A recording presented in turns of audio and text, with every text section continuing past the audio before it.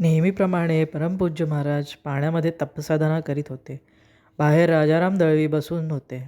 तेवढ्यात एक भक्त केळीचा घड घेऊन आला व ती केळी महाराजांना नेऊन देण्यास राजारामांना विनवू लागला.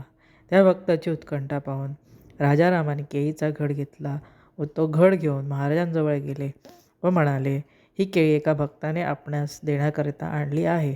महाराजांनी केळीचा घड हातात घेतला व त्यातील एक केळं तोडून आपल्याजवळ ठेवले. केळींनी भरलेला घड राजारामाच्या हातात देत महाराज म्हणाले, बाबू, ही सर्व केळी त्याला परत दे व त्याला ती त्यांच्या मुलाबाळास परत नेण्यास सांग, कारण त्याने ही केळी बायकोशी भांडून तिच्या थोबाडीत मारून आणलेली आहे. महाराजांची आज्ञा होताच राजारामाने केळीचा घड उचलला आणि आणून त्या भक्ताच्या हातात दिला.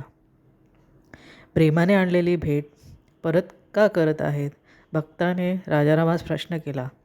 का बरं केळी महाराजांनी स्वीकारली नाही?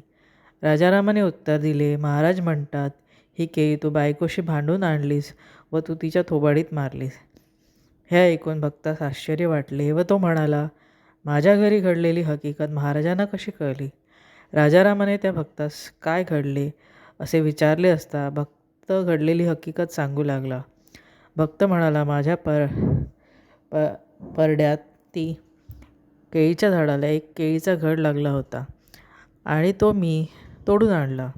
केळीचा घड घेऊन मी महाराजांकडे नेण्यास निघालो. माझी पत्नीने मला विचारले, ही केळी कोठे घेऊन चाललात? त्यावर मी उत्तर दिले, केळी मी महाराजांकरिता घेऊन जात आहे. त्यावर ती म्हणाली, कशाला नेता? काय गरज आहे? राहू द्या, ती मुलाबाळांसाठी होईल. असे म्हणून ती माझ्या हातातील केळीचा घड हिसकावून घेऊ लागली. आमचे भांडण झाले व त्या भांडणात मी तिच्या थोबाडीत मारली. ही गोष्ट पाण्यात बसून महाराजांनी जाणली. हे पाहून त्या भक्तास महाराजांच्या तपसामर्थ्याची प्रचिती आली आणि महाराजांवरील त्याची भक्ती सुद्धा दृढ झाली. दिगंबरा दिगंबरा श्रीपादवल्लभ दिगंबरा, दिगंबरा दिगंबरा स्वामी गगनगिरी दिगंबरा.